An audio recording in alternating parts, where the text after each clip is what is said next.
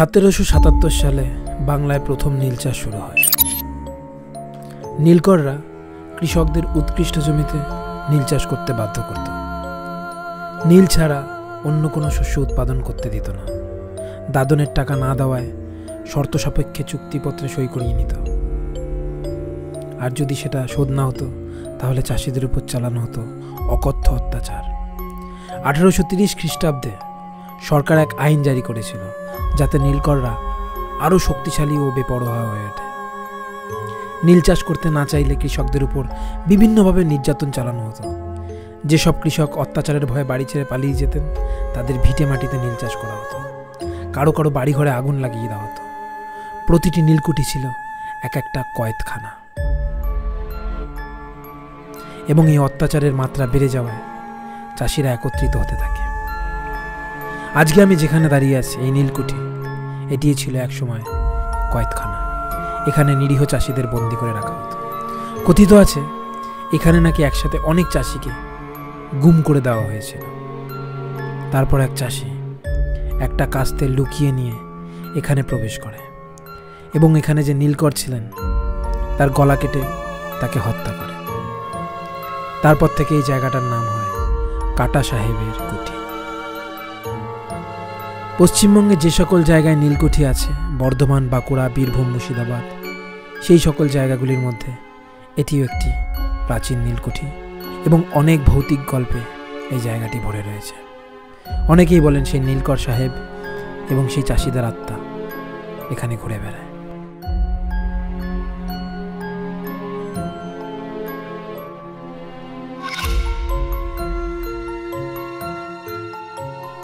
ইতিহাসের পাতায় কাটা সাহেবের নীলকুঠির ঠাঁই রয়েছে। কুঠির চারপাশে ঘন অরণ্য, সেগুনের বন, বেশ গা ছমছমে পরিবেশ।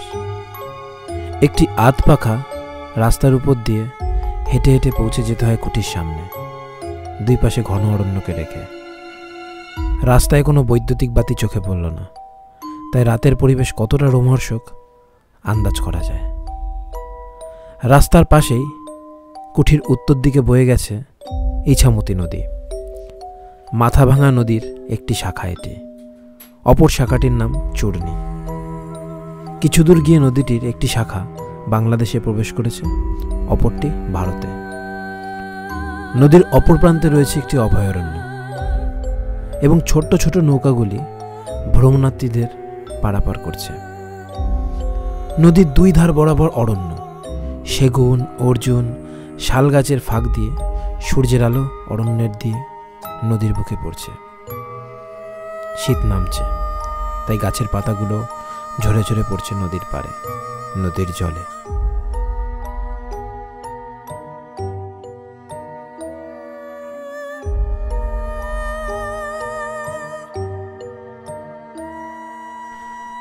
একটু দূরেই গ্রামবাসীরা শুকনো গাছের ডাল ভেঙে জড়ো করছে, জ্বালানির কাজে ব্যবহার করবে হয়তো। নিজের মনে নদীর পাড় ধরে হেঁটে বেড়াচ্ছিলাম নীলকুঠিটাকে পিছনে ফেলে। কোনো এক সময় এখানে দাপট ছিল নীলকর সাহেবদের, আজ তা ইতিহাসের পাতায় হারিয়ে গিয়েছে। এলাকার লোকের মুখে শুনলাম যে এই নীলকুঠিতে ভূতের কিছু কার্যকলাপ রয়েছে।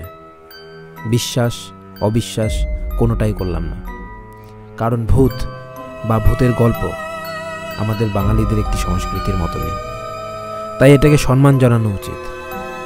গা ছমছমে পরিবেশে মজা নেওয়া উচিত। ভূত শব্দের অর্থ অতীত, তাই অতীতের জীর্ণ প্রায় নীলকুঠিতে এসে যেন আমি ভূতের দেশেই রয়েছি। আমাদের বাংলায় ভূতের অনেক ভাগ রয়েছে, যেটা বেশ মজাদার। পেতনি বা শাকচুন্নি, এরা মূলত শেওড়া গাছে থাকে। বেশভূত, এরা থাকে বাঁশবাগানে। প্যাঁচাপেচি, এই ধরনের ভূতেরা জঙ্গলের মধ্যে প্যাঁচার রূপ ধারণ করে থাকে। মেছোভূত, এরা জলা জমিতে থাকে। মামদভূত, হিন্দুদের মতে এই ভূতেরা হচ্ছে মুসলমানদের আত্মা। তাদের ঘাড় ভেঙে মৃত্যুর কারণে তারা মামদভূতে পরিণত হয়েছে। গেছোভূত গাছে থাকে। এছাড়াও আলেয়া, বেখভূত, সাতকাটা, কালাভুলো, প্রাপ্তি, ডাইনি, ব্রহ্মদৈত্য, বোবাভূত, জলপিশাচ, নিশি, ধানকুদ্রা, রাক্ষস, খোক্কস, বেতাল, যক্ষ আরও অনেক অনেক ভূতের গল্প রয়েছে বাংলার সংস্কৃতিতে, যেগুলি রাতের বেলায় হয়তো এই কুঠির পাড়ে বসে, এই নদীর পাড়ে বসে বন্ধুদের সাথে গল্পে মজে যেতে খুবই ভালো লাগবে। এই নীলকুঠিতে কাদের অবস্থান জানা নেই, তবে সত্যি বলতে আমার বেশ পজিটিভ ফিল হয়েছে। খোলামেলা একটা আনন্দদায়ক পরিবেশ, তবে আমার গা ছমছমে ভাবও হয়েছিল। যখন আমি দোতলায় ওঠার জন্য সিঁড়ি খুঁজে বেড়াচ্ছি, তখন পশ্চিমের ঘরে একটা সুড়ঙ্গের কাছে গিয়ে আমার বেশ গা ছমছমে ভাব হয়েছিল, তবে কোনো সমস্যা হয়নি।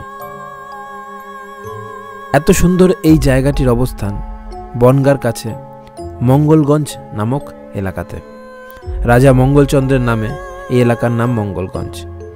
চাকদা স্টেশন থেকেও এখানে যাওয়া যায় এবং বনগাঁ থেকেও এখানে যাওয়া যায়। তবে একদিনের ছোট্ট ভ্রমণের জন্য, হালকা গা ছমছমে অভিজ্ঞতা লাভ করার জন্য তোমরা আসতেই পারো এখানে। নদীর বুকে নৌকায় চড়ে ঘুরে বেড়াতে পারো এই অভয়ারণ্যের পার ধরে। নীলকুঠির ভ্রমণ শেষ করে আমি নদীর অপর প্রান্তের অভয়ারণ্যের দিকে এবার পা বাড়াবো আমার পরের যাত্রার জন্য। শুধু একটা সেতু খুঁজে বার করতে হবে ওই পারে যাওয়ার জন্য। নতুন পথ ধরে এগিয়ে যাব, নতুন পথকে চিনব, কারণ পথ নতুন পথ চেনায়।